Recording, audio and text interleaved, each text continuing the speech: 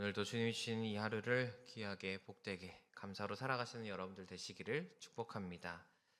오늘 본문은 다윗의 감사시의 전반부를 함께 읽었습니다.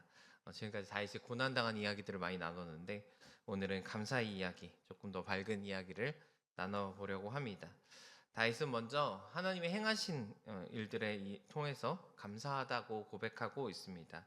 하나님 어떤 일들을 행하셨냐면 첫 번째로는 공의로운 심판을 행하셨기 때문에 다윗이 감사할 수 있다라고 고백하고 있습니다. 우리 3절 말씀 한 번 더 같이 읽겠습니다. 내 원수들이 물러갈 때 주 앞에서 넘어져 망함이니이다.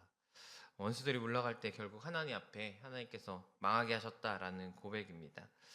제가 새벽마다 이제 시편을 읽어가고 함께 나누고 있는데 다윗의 삶을 보면 참 많은 공격과 어려움이 있었던 삶이 아닌가 싶습니다. 그래서 그때마다 다윗이 어떻게 하냐를 살펴보면 다윗은 늘 하나님께 맡겼던 것이 다윗의 삶이었습니다.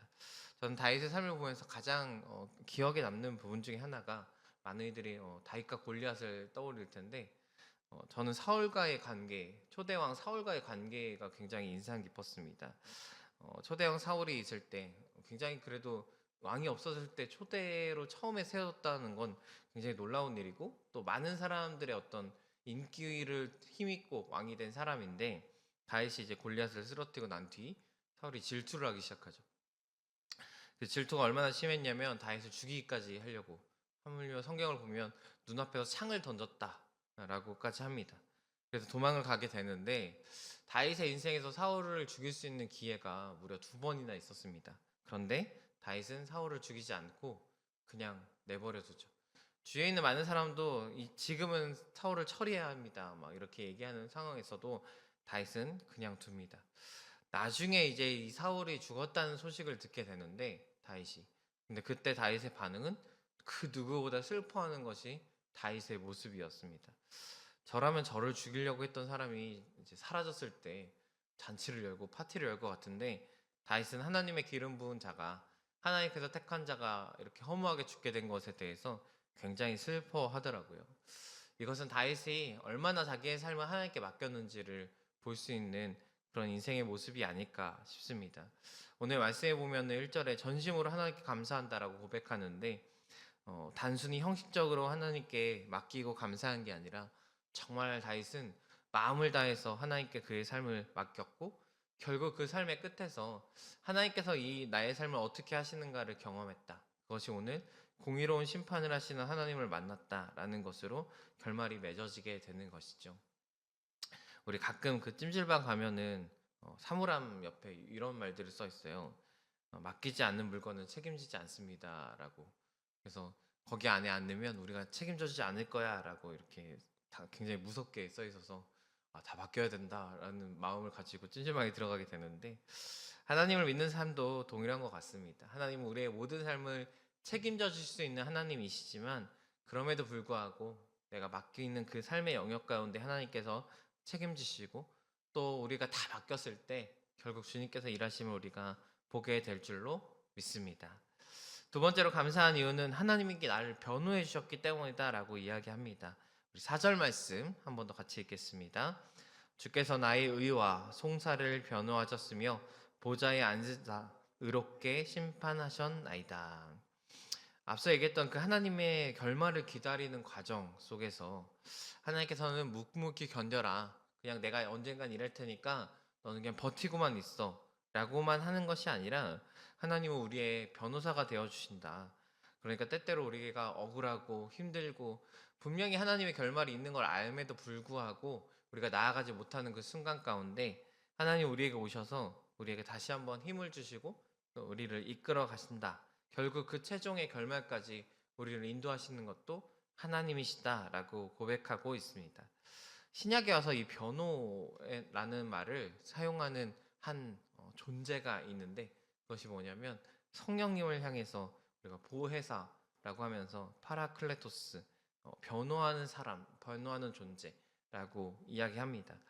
우리가 최종적으로 도착해야 될 곳은 하나님의 결말, 물론 우리 인생의 억울한 것들을 풀어주는 하나님의 결말도 있겠지만 결국에는 영원한 하나님의 나라, 그것이 우리의 최종적인 도착점이 될 것이고 오늘도 우리가 그곳까지 가기 위한 삶의 여정을 살아가고 있는데 하나님께서는 우리에게 성령으로 우리를 변호하신다라고 이야기하고 계시는 것이죠. 그래서 우리를 위해서 대신 기도도 해주시고요.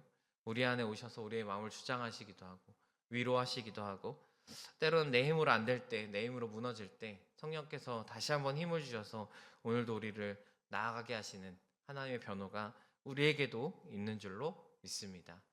세 번째로 감사의 이유는 하나님이 우리의 피난처 되어 주신다라고 고백합니다. 우리 10절 말씀 같이 읽겠습니다. 여호와여 주의 이름을 아는 자는 주를 의지하오리니 이는 주를 찾는 자들을 버리지 아니하심이니이다. 아멘.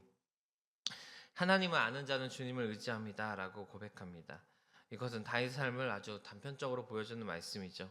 다윗은 하나님이 어떤 분인지를 너무나 명확히 알았기 때문에 하나님을 의지했고 또 그렇게 주님을 찾았던 자신의 삶에 대해서 고백합니다.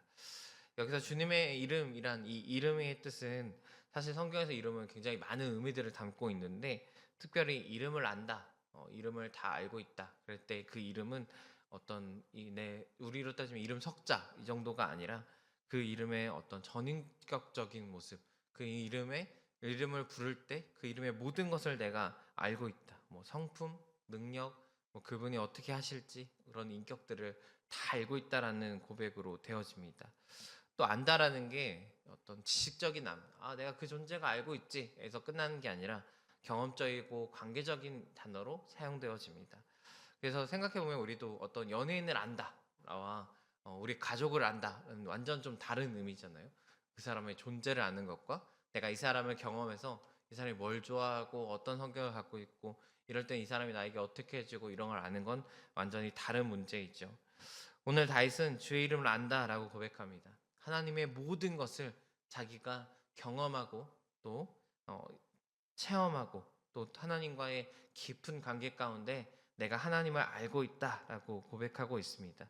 그래서 그것을 알기 때문에 하나님께 나아가서 피난처로서 하나님 안에 쉼을 누릴 수 있었던 것이 다윗의 삶이었다라고 고백하고 있습니다. 오늘도 우리가 하나님께 나아가면서 특별히 오늘 나아가면서 우리가 하나님을 더욱더 알아야 하겠습니다. 하나님을 알지 못하면 우리의 삶을 맡기고 싶어도 저분이 정말 내 삶을 다 맡을 수 있는 분인가? 이 문제를 정말 하나님이 해결할 수 있는 분인가? 이런 의문이 들 텐데 우리가 하나님을 깊이 하면 알수록 주님께 더 많은 것들을 맡길 수 있고 또 그렇게 맡겼을 때 우리가 하나님의 일하심을 경험하게 될 줄로 믿습니다. 이 경험을 통해서 다윗처럼 감사하는 하루, 다윗처럼 하나님의 은혜를 매일매일 경험하는 복된 오늘이 되어지기를 축복합니다.